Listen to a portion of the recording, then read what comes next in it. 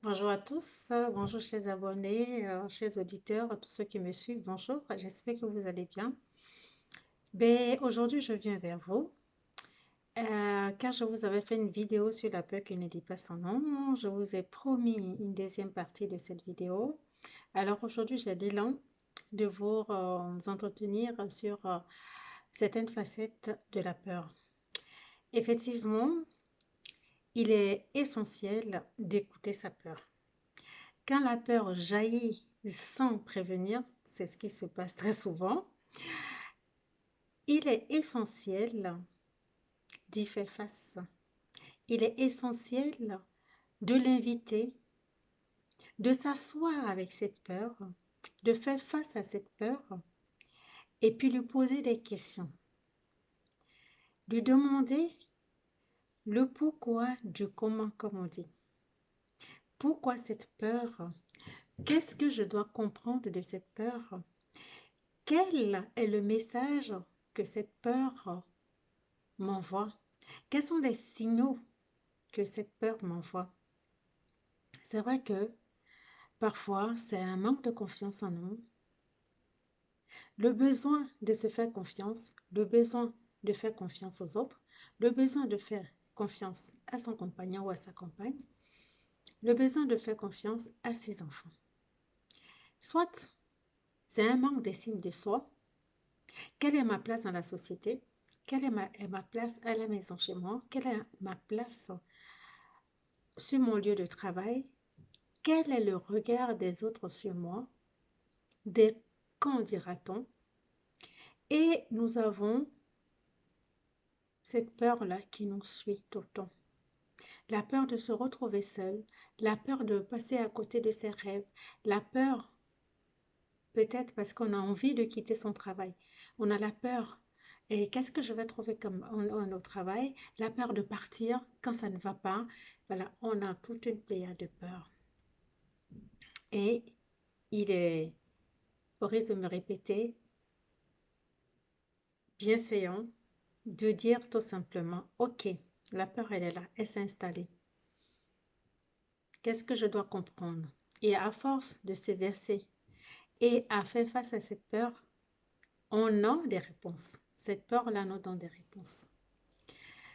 Et je vois aussi que dans certains pays, bon, moi je viens de l'Afrique, de l'Ouest, notamment de la Côte d'Ivoire, mais je vois que dans toute la côte Ouest, je ne sais pas comment ça se passe dans les autres pays, je parle de ce que je connais, quand la fin de l'année arrive, on a cette peur qu'on nous a inculquée qui dit que la fin de l'année est synonyme ou égal à la mort,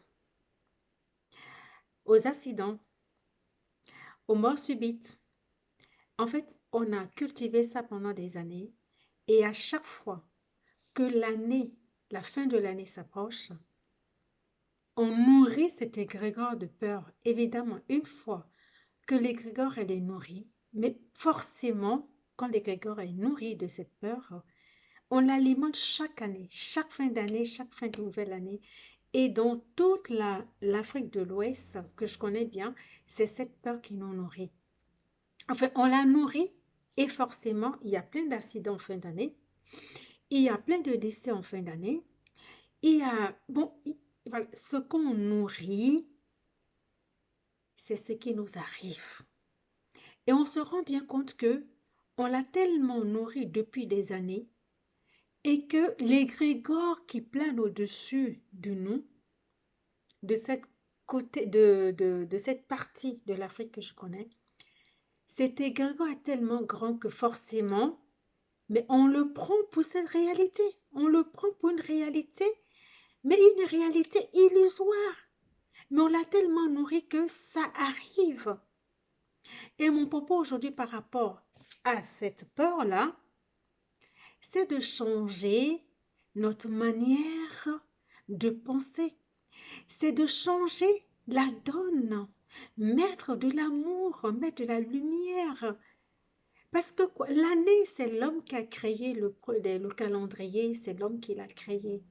Mais pourquoi se focaliser sur cette année, cette fin d'année, tout simplement, chaque fin d'année, se focaliser pour dire que oui, il va y avoir des morts, il va y avoir ceci, cela, mais non. Donc, je nous invite à dépasser ça, à faire ces exercices. À chaque fois que la peur arrive, que je fasse le nécessaire, que je m'assoie avec cette peur.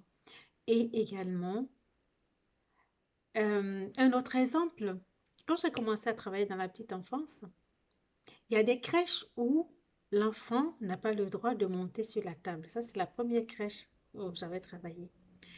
Et la deuxième crèche, pareil. Et la troisième crèche, les enfants ont le droit de monter sur la table. Heureusement que, bon, quand je suis arrivée, évidemment, quand je vois un enfant monter sur une table, forcément, c'est moi qui transmets la peur à l'enfant. La peur d'adulte, la peur de penser que l'enfant va tomber. Alors que l'enfant n'a vraiment pas cette idée de tomber. L'enfant est en train d'expérimenter. Et j'ai appris, et maintenant, quand j'ai des stagiaires qui arrivent, qui, dès qu'ils voient un enfant qui montait sur une table, non, non, non, faut pas monter, j'ai dit. Alors ça me fait sourire parce que moi j'ai appris, forcément il faut que j'apprenne aussi aux autres. Et non, je leur explique, non, l'enfant expérimente. Il a besoin de monter, il a besoin de descendre. On est juste là pour observer et en cas, vraiment si on voit un cas de danger, on peut intervenir. Mais tant que l'enfant n'est pas en danger, que l'enfant même, généralement quand l'enfant sait que l'adulte a son regard sur lui, mais il expérimente tout ce qu'il a envie parce qu'il sait qu'à un moment donné, l'adulte viendra au moment où il faut. Et donc c'est ce regard d'enfant et ces expériences d'enfant que j'aimerais qu'on cultive aujourd'hui. C'est vrai, les us et coutumes nous ont appris la peur. Qu'il faut avoir peur de ci, il faut avoir peur de ne pas parler, il faut avoir peur de parler à un inconnu. Vous savez que moi, quand je rentre dans le train, je dis bonjour. Et aujourd'hui, quand on dit bonjour et qu'on est gentil avec les gens, c'est suspect. On est arrivé à ça.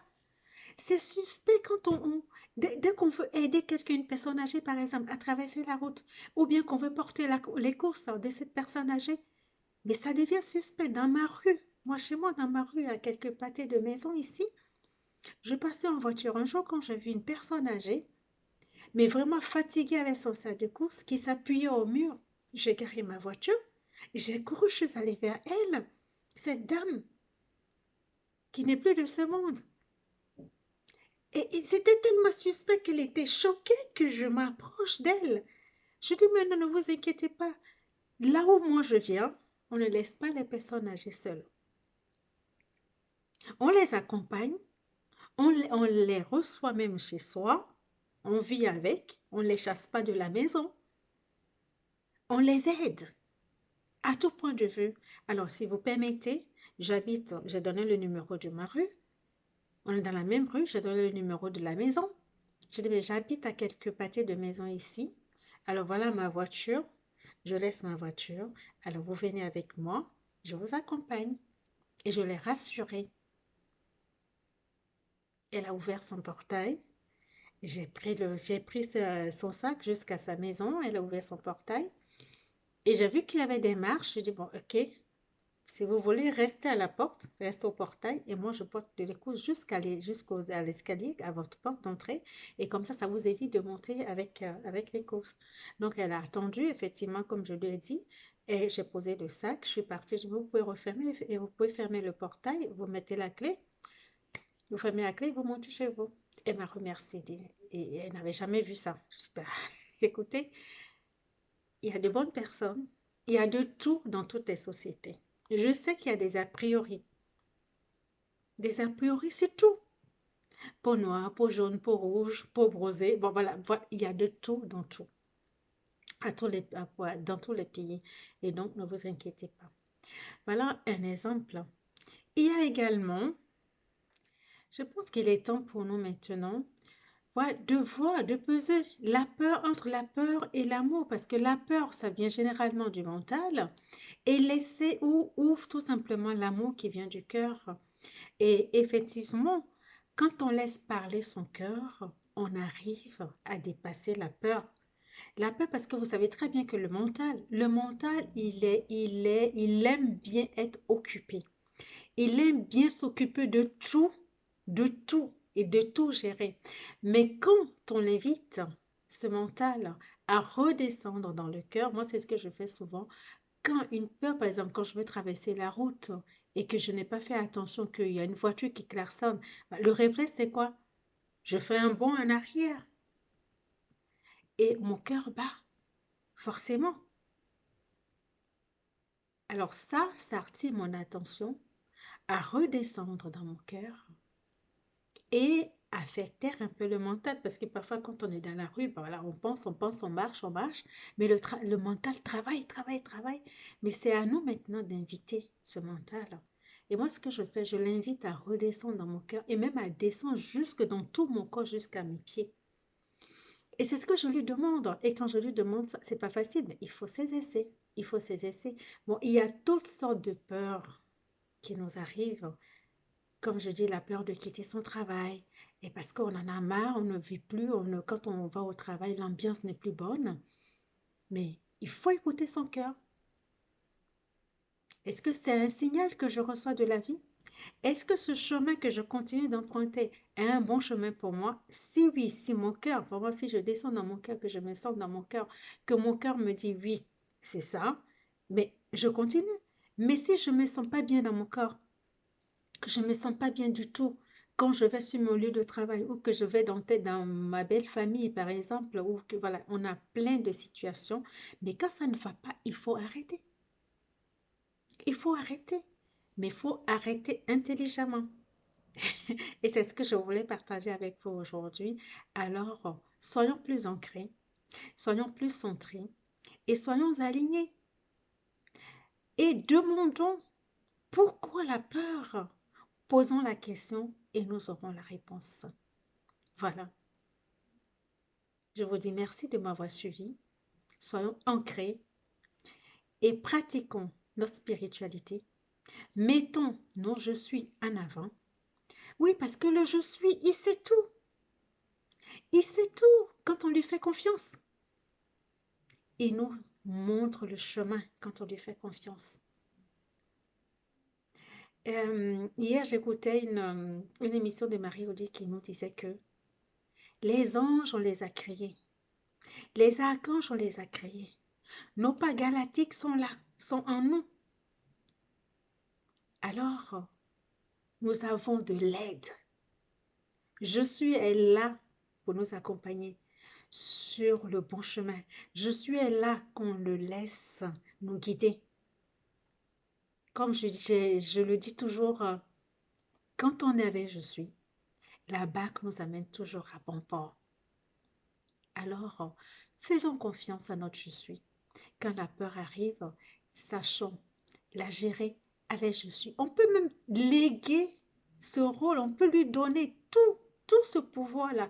Donnons à nos je suis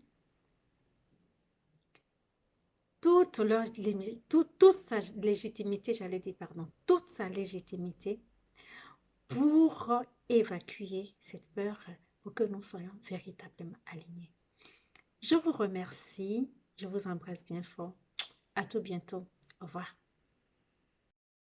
N'oubliez pas de vous abonner et les pouces en l'air et partager cette vidéo si elle vous a plu. À bientôt. Au revoir.